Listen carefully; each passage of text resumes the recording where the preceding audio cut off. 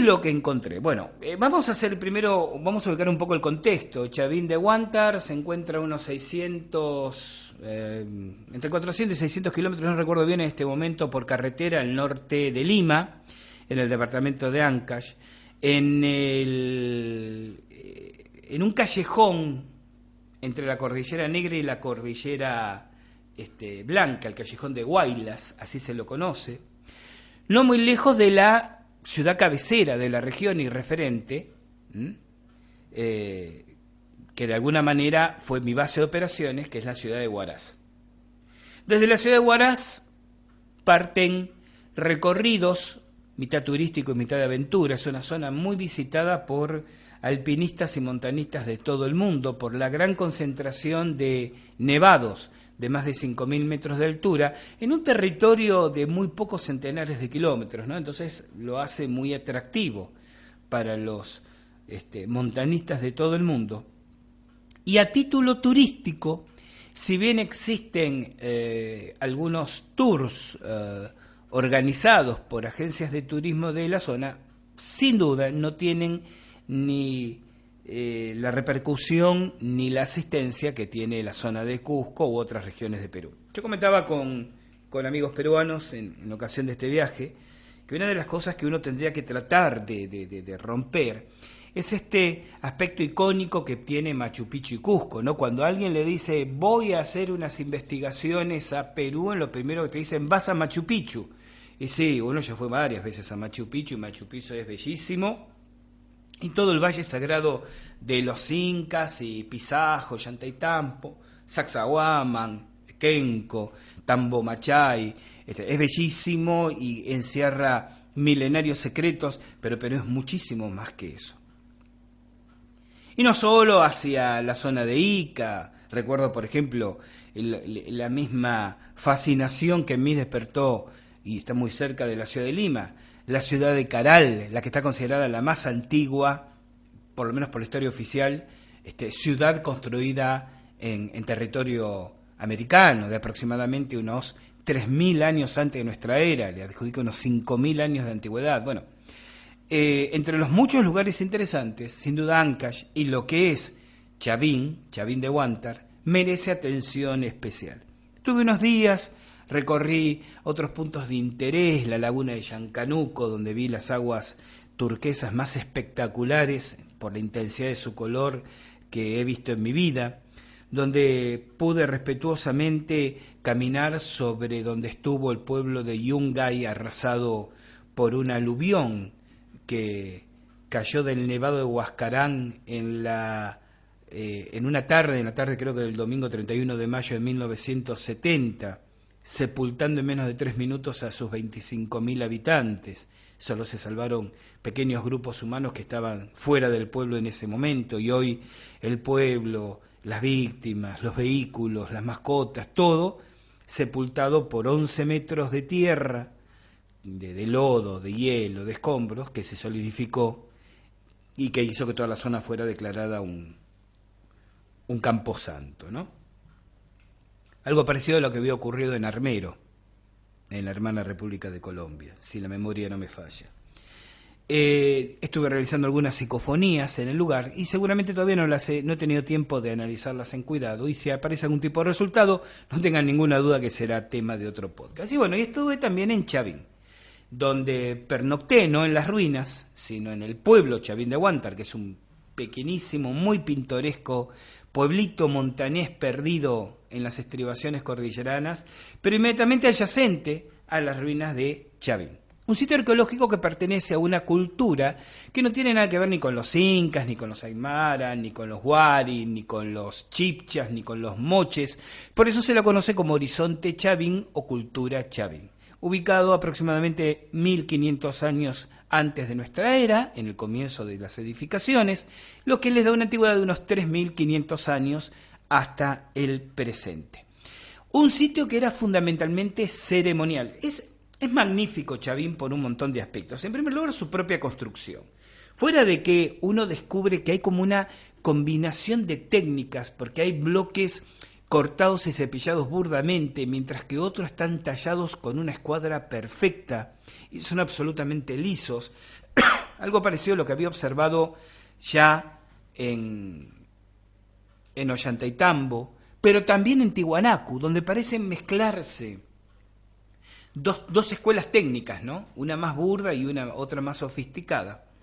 Esto se ve también en Chavín, que básicamente es una gran construcción ceremonial, llamémoslo una pirámide, aunque en realidad es una pirámide truncada, no amerita el nombre de tal, que está frente a una gran plaza cuadrangular bajo el nivel del suelo, que me hizo recordar mucho, y los amigos de México lo van a tener presente, a la plaza cuadrangular que se encuentra frente al Palacio de Quetzalcóatl en Teotihuacán, ese mismo diseño, rodeada esa plaza por construcciones emergentes con escalinatas desde el suelo, y la pirámide principal, llamémosla así, el sitio ceremonial principal, caracterizado por un pórtico que tiene 2 columnas cilíndricas, las únicas columnas cilíndricas que se encuentran en sitios arqueológicos americanos, cubiertos con un dintel, ambas, y que se la conoce como el pórtico de las Falcónidas, porque tiene muchas imágenes aparentemente de halcones,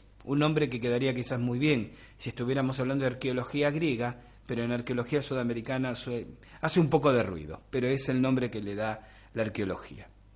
Y bien, a un costado de esta edificación principal hay una plaza también bajo el nivel del suelo circular, más pequeña que el agua, cuadrangular, y otra edificación atrás de tipo ceremonial de menor proporción que la pirámide central. Y lo que lo hace mucho más interesante, todo el subsuelo está recorrido por galerías subterráneas. Hoy en día están desconectadas entre sí y por eso estas galerías reciben distintos nombres. Está la galería de El Lanzón, llamada así porque el pasillo lleva directamente al cruce de 2 galerías, dentro de la cual se encuentra este monolito, un monolito que adopta una forma muy particular, aflechada, de 4,5 metros, que reproduce en sus sobrerelieves lo que los arqueólogos llaman la imagen del dios Wari, que sería, según ellos, el dios propio de estos pueblos. Y luego otras galerías, conocidas con distintos nombres, galerías de los cautivos, no porque haya ninguna evidencia que se haya retenido gente allí, sino porque algún cráneo vio que de las paredes sobresalían como ménsulas de piedra, y entonces se le ocurrió que podían ser muy útiles para tener a alguien atado de las manos y colgado de ahí, pero esa es toda la prueba para llamar a esas galerías, galería de los cautivos, galería del laberinto, galería de los ancianos, y se supone que todas esas galerías en realidad en algún momento estuvieron conectadas entre sí. Después hay detalles muy interesantes, como que la mayor parte de las construcciones, no todas, pero la mayor parte de las construcciones están hechas en múltiplos de 7, que el río Monza, que es el río que pasa por ahí, fue por los Chavín desviado para poder reconstruir una zona aterrazada, una plataforma artificial de 14 hectáreas sobre la cual construir el sitio ceremonial. Construyeron en un cerro de las cercanías un estanque artificial con una esclusa y un canal que desciende, y al llegar al sitio ceremonial se soterra y pasa por debajo de la tierra. Entonces nos dicen los técnicos que cuando había concentraciones de gente abrían y cerraban a intervalos irregulares la esclusa sobre aquel cerro, el agua bajaba y al retumbar en esa canalización subterránea parecían rugidos de jaguar que procedían desde las entrañas de la tierra. Y se sabe que hasta hoy lo que se ha recuperado de Chavín es poco menos del 25% de lo que todavía hay que recuperar. Vaya a saberse las sorpresas que nos aguardarán en otros lugares. Porque muchas de las galerías, por ejemplo, se sabe que pasan por debajo del río, cruzan a la otra banda y se dispersan con objetivos y rumbos desconocidos. Bien, ¿qué era Chavín? Nos dice la arqueología oficial que era un sitio ceremonial donde los sacerdotes periódicamente, varias veces en el año, realizaban grandes concentraciones populares. Esto está demostrado, asistían devotos de todo el Perú de entonces y hasta del sur de Ecuador a realizar sus ofrendas, a asistir a las ceremonias religiosas, y donde al parecer también se iniciaban sacerdotes. Los sacerdotes realizaban unas pruebas iniciáticas muy particulares, como por ejemplo penetrar en esos laberintos subterráneos que les comentaba anteriormente, consumir enteógenos y luego en ese estado alucinatorio tener que desplazarse por el interior de las galerías laberínticas hasta encontrarse con el lanzón. Y se dice que el estado alucinatorio provocado por los enteógenos, aparentemente de tres tipos, el cactus San Pedro, el floripondio rosado y la conocidísima ayahuasca traídas desde el Amazonas, hacían que el lanzón pareciera un ser vivo, es decir, el Dios vivo manifestándose, y que el terror y la conmoción que provocaba eso era la condición para ser considerados sacerdotes al salir de esa experiencia iniciática. Dicen los arqueólogos también que la inexistencia de armas ni de sistemas defensivos en Chavín tiene que ver con que en realidad no los necesitaban porque era a través del miedo como los sacerdotes dominaban a las poblaciones crédulas, supersticiosas e ignorantes y les daban su autoridad. Entonces, en líneas generales, es algo que cualquiera googleando puede encontrar más información y, por supuesto, no tiene mucho sentido agotar el tiempo y la paciencia de ustedes extendiéndome yo en este punto. Pero es aquí donde empiezo a hacer algunas consideraciones que llevan a mis propias conclusiones. Este podcast fue denominado Chavín Escuela de Chamanes porque eso es lo que estoy, y quizás sea el único punto en que establecemos algún nexo con la lectura oficial. Esa es mi absoluta convicción que era la función de Chavín. Por un sinnúmero de motivos, de los cuales solo algunos pocos puedo agotar en este podcast, antes que un sitio de devoción sacerdotal o de iniciación sacerdotal, era un sitio de formación. Y la discusión, si la formación era de sacerdotal o chamánica, es casi una discusión de circunstancias. Sin embargo, yo tengo buenas razones para entender que era más chamánica que sacerdotal, es decir, que apuntaba más a aprender técnicas de sanación espiritual, de armonización, de orientación, porque el chamán no es solo un sanador del cuerpo, es un sanador de la mente y del espíritu. Por lo tanto, la orientación, el consejo, es la posología adecuada para muchas enfermedades del espíritu, ¿no? Y estoy totalmente convencido que no tenía que ver con la devoción. A ver, yo quiero dar un paso atrás y volver a esa afirmación de que en realidad la falta de defensas y de armas se debía a que era a través del miedo que se sometía a las poblaciones y no eran las tales necesarias. Lo primero que voy a decir es que en todo el horizonte cultural humano anterior al 1500 antes de nuestra era, los ejércitos, las fortificaciones, la defensa militarizada es prácticamente inexistente. Tenemos una deformación cultural, y aquí creo que tiene que ver con la manipulación cultural, de suponer que cuanto más antiguos eran, más brutos, bestias, violentos eran nuestros antepasados. Y tal vez sea así 1000 años atrás, 2000 años atrás, pero cuando ustedes pegan un salto más de 3000 años atrás, uno descubre que no, que las sociedades no estaban amuralladas, que existía, si existía, como una especie de cuerpos de policía, pero un ejército como tal, que esta idea de pueblos remotos en el tiempo, en permanente estado de belicosidad, en realidad comienza aproximadamente en el 1200 antes de nuestra era para aquí, y no eran tales, y de hecho hay, si bien es posible que haya habido algunos que ya fueran belicosos para ese entonces, había muchísimos que no lo eran, y cuanto más atrás vamos, más pacíficos eran las sociedades. Caral, lo mencioné anteriormente, carece de fortificaciones, carece de armamentos, no hay ninguna evidencia de militarización o de armamentismo, y ni siquiera en un sitio ceremonial, en un sitio habitacional. Cataljuyuk, Mohenjo-Daro, Harappa, La primitiva Jericó, la primera Jericó, porque la que se cae en los muros al son de las trompetas es la tercera Jericó. La primera Jericó original. Eran absolutamente sociedades pacíficas. Y yo tengo la fuerte convicción que ese pacifismo tiene que ver con que eran sociedades fuertemente matriarcales. Ya he explicado alguna vez, y lo repito a costa de parecer redundante, que cuando más retrocedemos en el pasado de la humanidad, las creencias, los cultos, las deidades eran absolutamente femeninas y lunares. Y las estructuras sociales estaban comandadas por mujeres o por organismos duales, por autoridades duales, hombre y mujer. Y el imperio del hombre es muy posterior, aproximadamente del 1200 antes de nuestra era, con el advenimiento y la difusión casualmente de las llamadas religiones solares. ¿Cuáles son las religiones solares? El judaísmo, la religión egipcia constituida como tal, más tarde el cristianismo, por supuesto el islamismo. Son solares y machistas, ¿no?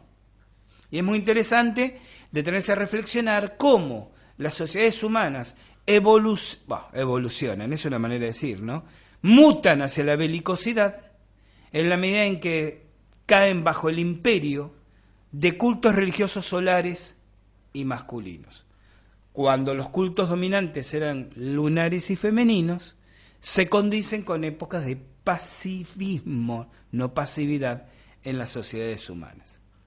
En Chavín, y esto está demostrado, existía una autoridad dual, un hombre y una mujer, porque la dualidad es una característica dominante de ese sitio, al punto que, por ejemplo, ese pórtico de las Falcónidas que les comentaba anteriormente, la escalinata mayor, una gran escalinata de piedra que desde la plaza cuadrangular bajo el nivel del suelo lleva a las Falcónidas, se encontraba realizada en dos tipos de piedra, a la izquierda blanca y a la derecha negro, como para acentuar este concepto de la dualidad permanente, ¿no? Algo que se repite en toda la simbología de Chavín y que lleva a los historiadores y arqueólogos a concluir que realmente la cabeza visible de la autoridad en Chavín no fue un hombre, no fue una mujer, sino fue un hombre y una mujer, que tiene mucho de qué ver con aquella dualidad hometeóica propia del ánahuac mexicano prehispánico, al cual ya me he referido en innúmeras ocasiones.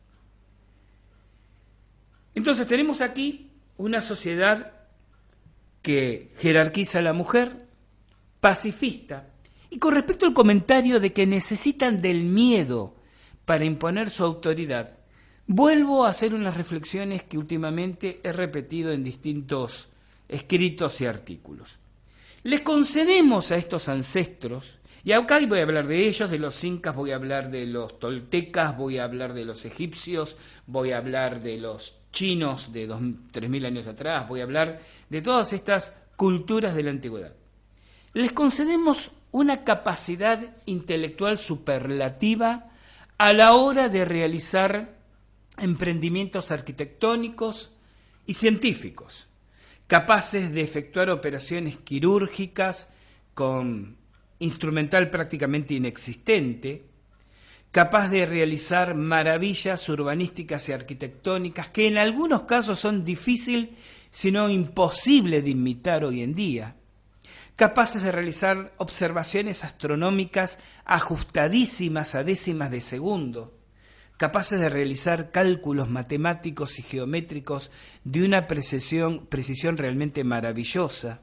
Es decir, creo que todos estamos contestes, todos consensuamos que estos pueblos de la antigüedad demostraron una inteligencia excepcional, mucho más excepcional, en tanto que para realizar esos logros no tenían la tecnología material, el instrumental que tenemos nosotros ahora. Es decir, cualquiera hace una buena observación astronómica con un radiotelescopio o un telescopio bien afinado, con reglas milimetradas y con un software para...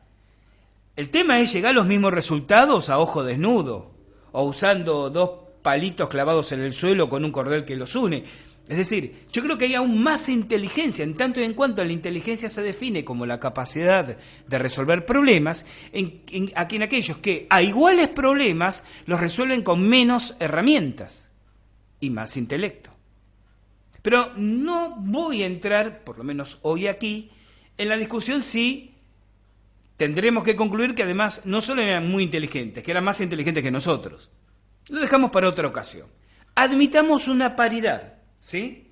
Que eran tan inteligentes como nosotros, porque por otra parte, podrían ser menos cultos en el sentido de acumulación de información, pero la inteligencia tiene que ver con el uso de las capacidades de razonamiento, y la estructura neuroquímica del ser humano es la misma 4.000 años atrás que ahora.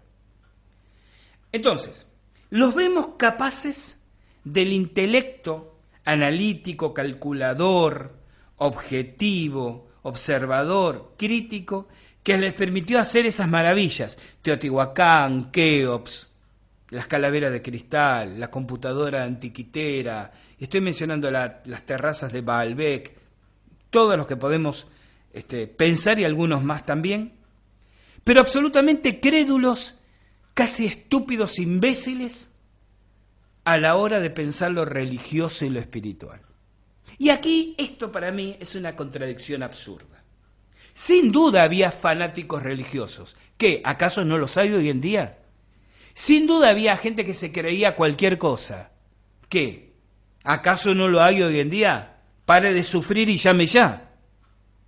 Pero sin duda había muchos capaces de cuestionar, de crear escuelas de pensamiento crítico. Por favor, la filosofía que construye nuestra tan ponderada capacidad analítica y racional nace en Grecia 600, 700 años antes de nuestra era.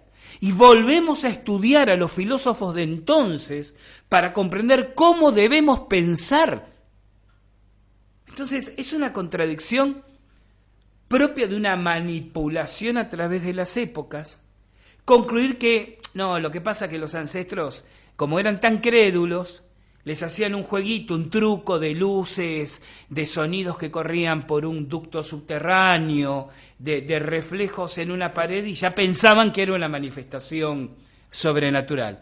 Los mismos imbéciles que se iban de esa festividad religiosa y levantaban monstruosidades arquitectónicas ante los cuales nosotros no sabríamos cómo resolverlo hoy en día.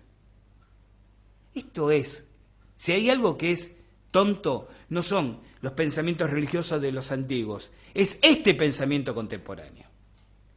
Creer que el inteligente y hábil, calculador matemático, geométrico, astronómico, era en el momento de ir hasta el templo, insisto, un imbécil que le hacían un simple juego de luces con fuego y con un espejo de bronce y ya pensaba que el Dios estaba presente.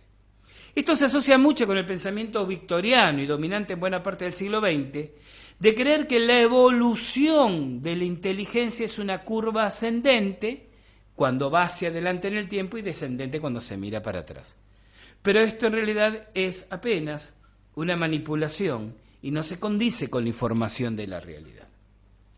Dicho lo cual, no creo realmente que el poder de Chavín estuviera en el miedo que inspiraba a la gente que asistía, porque era cuestión de tiempo para que en distintos puntos del dilatado Perú de entonces empezaran a surgir voces críticas que se oponían al pensamiento mágico dominante hipotéticamente de Chavín. Y demostrado está que Chavín tuvo más de 1500 años de permanencia, de habitabilidad y de ejercicio constante.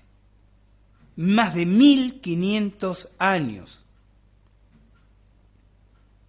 Una duración superior a la de muchas civilizaciones. Entonces, mi conclusión es, no es el miedo a los dioses, no es la explotación de la credulidad lo que le dio razón de ser a Chavín, sino fue que el ejercicio de la docencia en el campo de lo chamánico.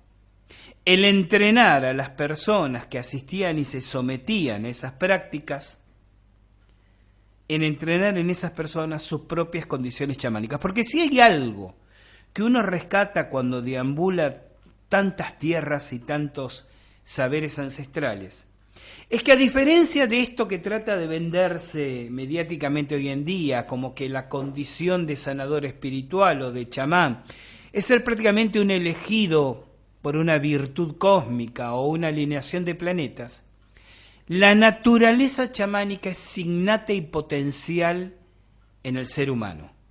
Y solo se trata de aprenderla y despertarla con las técnicas de abordaje adecuado. ¿Cuáles son esas técnicas? Una de las técnicas es el trabajo del laberinto. Este es un laberinto subterráneo que se encontraba debajo de Chavín. Y cuando en alguna ocasión me he referido a otros laberintos en los cuales yo he estado realizando investigaciones, o sin ir más lejos, el laberinto de cuarzo de Capilla del Monte, aquí en la República Argentina, diseñado ex profeso para movilizar este tipo de cosas en quienes lo trabajen adecuadamente, bueno, de eso es de lo que estoy hablando. El uso de los enteógenos. Una cosa muy interesante aprendí en este viaje. Varias personas vinculadas al rescate de las tradiciones, pero también de la historia tradicional, me señalaron, por ejemplo, que los chamanes, tanto los de Chavín como los actuales, por ejemplo, consumen un tipo de enteógeno particular, el floripondio rosado. Si alguien lo consume sin la guía o la preparación adecuada, la experiencia puede ser muy desagradable. Yo mismo, unos cuantos años atrás, cuando investigaba las propiedades de las plantas maestras, alguna vez lo he comentado, tuve ocasión de experimentar con distintas, que me produjeron mínimos efectos y muy interesantes varios de ellos, pero la única experiencia que recuerdo con desagrado fue con el floripondio, no el rosado sino el blanco. Lo describí en algún momento, la sensación de solipsismo era tan real, tan físico, que fue terriblemente angustiante hasta que empezó a diluirse los efectos del preparado. Pero me decían todas estas personas a las que consulté, los chamanes emplean el floripondio de otra manera, porque el floripondio provoca la dilatación extrema de las pupilas, con lo cual se adquieren dos capacidades: la de ver en la oscuridad, literalmente como los gatos, y la de poder realizar observaciones astronómicas y observar cosas en el cielo nocturno que el común de la gente de los pueblos y las ciudades no puede ver. Y quedó ahí, y uno le queda. ¿Y qué es lo que ven? Te miran con una sonrisa y uno recibe el mensaje de que ya en algún momento lo vas a saber o lo vas a deducir, ¿no? Pero también me señalaban esto. ¿Qué pasa? Yo les decía, ¿qué pasa con lo demás? ¿Qué pasa con las sensaciones o desagradables o quizás no desagradables, pero alucinatorias? Y ellos me dicen, el chamán que está bien entrenado y que tiene un perfecto equilibrio psicofísico y espiritual, no padece síndromes alucinatorios y solo se le producen estos efectos que mencioné recién.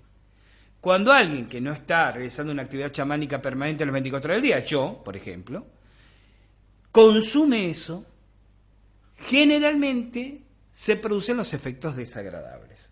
Y aquí nos embarcamos con esta gente en una conversación que no viene a cuento de este podcast, pero que es muy interesante, ¿no? Sobre concluir hasta qué punto el divorcio entre el espíritu y la materia de nuestra sociedad nace cuando comienzan a desacralizarse prácticas que eran absolutamente sagradas, como el consumir tabaco, como el consumir enteógenos, como el consumir el espíritu del vino o como la danza. Si ustedes van atrás en el tiempo, todo esto que mencioné, alucinógenos, el consumo del tabaco, la danza, el beber alcohol, estaba constreñido, limitado y contextualizado en prácticas de tipo religiosas, sagradas, espirituales. Y se realizaban y se hacía uso de esas herramientas solo con fines de trascendencia. Cuando se desacraliza, es decir, cuando la gente empieza a consumir, a bailar, a beber como divertimento, es decir, se le saca este componente trascendente, metafísico, es cuando comienza, paradójicamente, este divorcio, esta fragmentación tan vívida en nuestra sociedad entre la espiritualidad y la materialidad. Por eso digo, es todo un tema como para debate aparte. Bueno, entonces, regresando a Chavín, entonces es evidente que el consumo de por lo menos de estos enteógenos que mencioné, de hecho los cactus San Pedro crecen en el mismo Chavín hasta 5 o 6 metros de altura, y en el artículo de nuestro blog he publicado un par de fotos de ellos, ¿no? La ayahuasca ya hay que traerla de regiones alejadas, el floripondio rosado es cultivado localmente. Es parte de este trabajo de iniciación. A mí me ocurrió un fenómeno muy interesante. Yo estuve 2 días recorriendo las ruinas de Chavín. El primer día había distintas personas, además siempre hay un grupo de arqueólogos de la Universidad de Stanford, ¿no? La Universidad de Stanford tiene un convenio con el gobierno peruano y se hace cargo de la subvención económica, aportar personal y la logística para la investigación en el sitio. El primer día entonces recorrí casi como turista el lugar, tratando de ambientarme. Pero el segundo día hice noche en el pueblo, en un hostalcito, y el segundo día a las 8 de la mañana estaba firme como un solo hombre en el acceso y no había absolutamente nadie. Hasta la 1 del mediodía tuve todo el sitio para mí solo. Eso me permitió ingresar a las galerías y hacer meditaciones en el interior de la misma. Y recuerdo, por ejemplo, una cosa hoy en día, ahora muy divertida, ¿no? Cuando penetro a la galería del Lanzón, solo, y llego lo más que el estrangulamiento de la galería del pasillo permite deslizarse en dirección al Lanzón, me siento, tomo un par de fotografías sin flash, por supuesto, y lo observo antes de ponerme a meditar, a ver qué pasaba algo, si es que pasaba algo.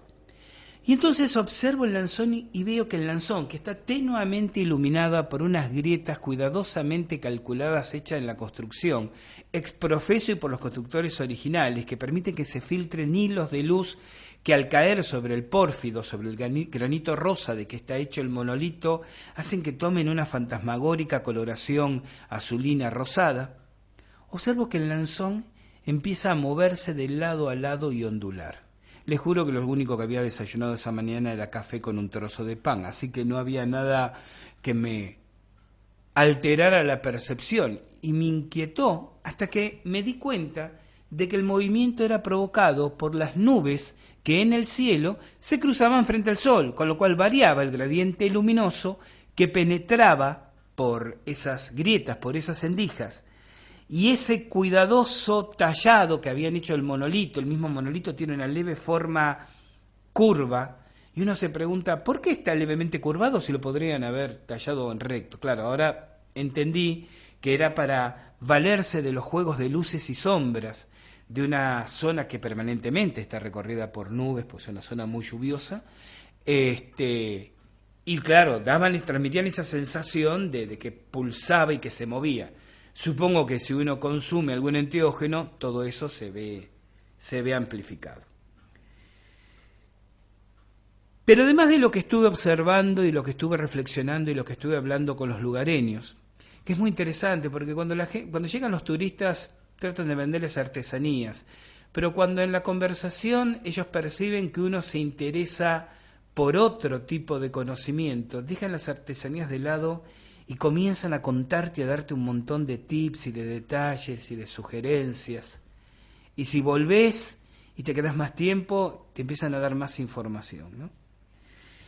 Pero tuve un efecto personal, que por esto digo que fue la respuesta que necesitaba a esa sensación recibida en Puebla, en México. Porque yo comenté en una ocasión que cuando estaba precisamente visitando México en ocasión de tomar contactos con las calaveras de cuarzo.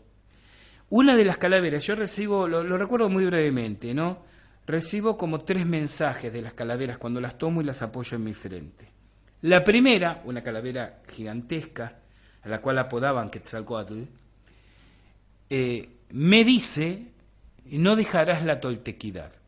Ustedes, oyentes consuetudinarios míos, saben que yo desde hace muchos años me dedico a difundir el pensamiento de la toltequidad y la práctica de la toltequidad, es decir, las enseñanzas de los antiguos toltecas prehispánicos.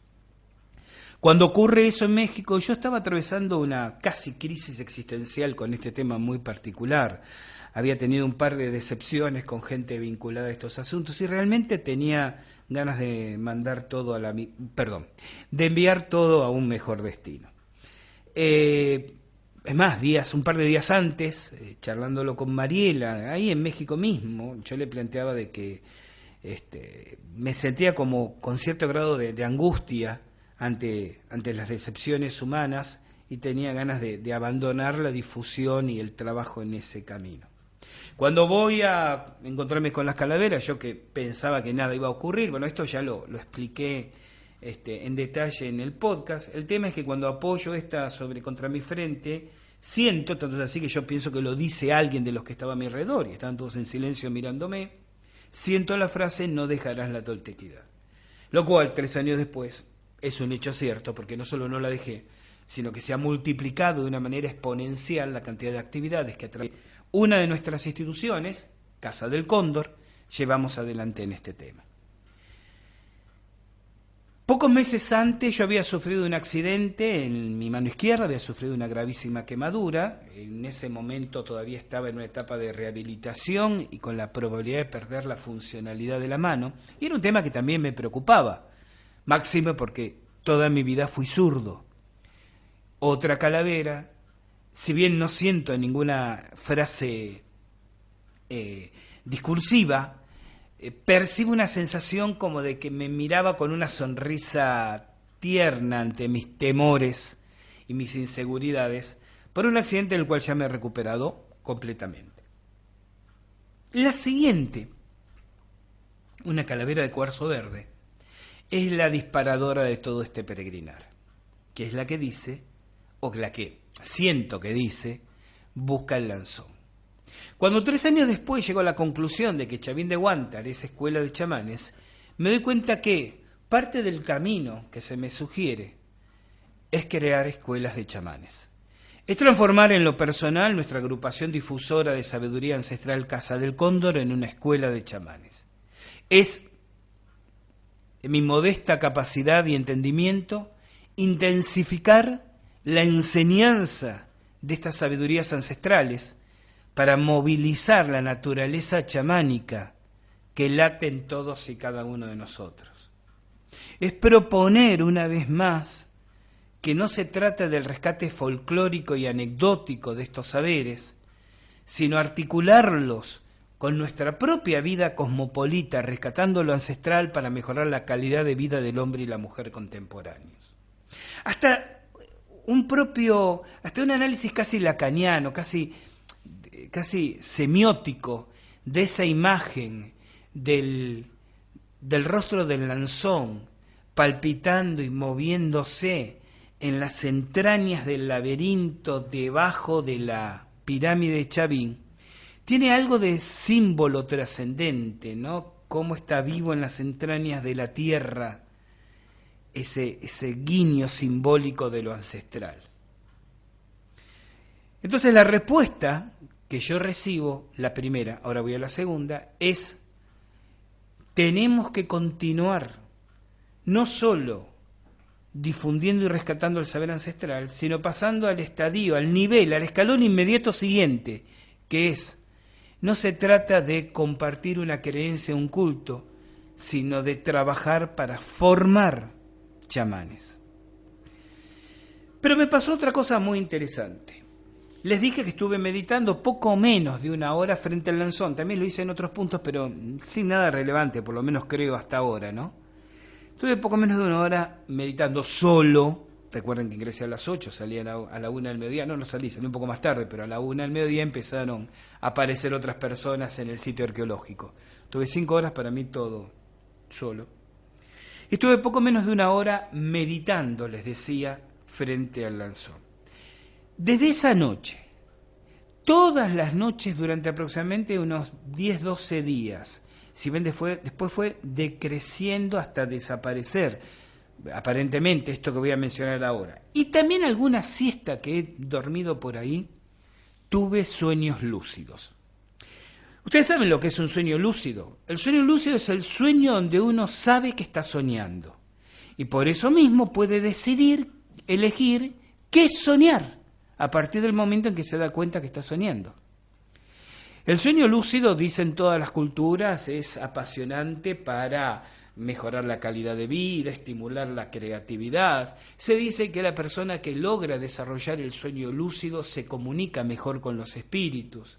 De hecho, el estado subsiguiente al despertar es de mucha energía, de mucha alegría, de positividad.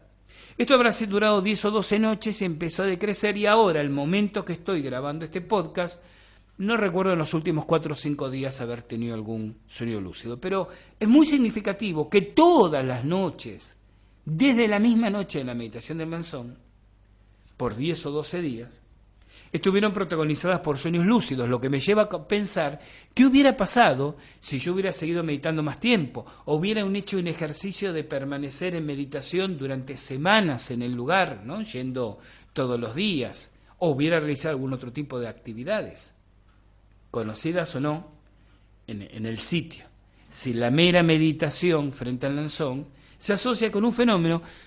¿He tenido sueños lúcidos en otros momentos de mi vida? Sí, habré tenido 3 o 4 en toda mi vida que yo recuerde, que estamos hablando de una docena todas las noches a partir de ese momento en particular. Es muy obvio y evidente que lo dispara la meditación con el símbolo del Lanzón. Tanto es así que en nuestro blog, Al Filo de la Realidad, yo propuse un ejercicio para la gente que desee acompañarnos.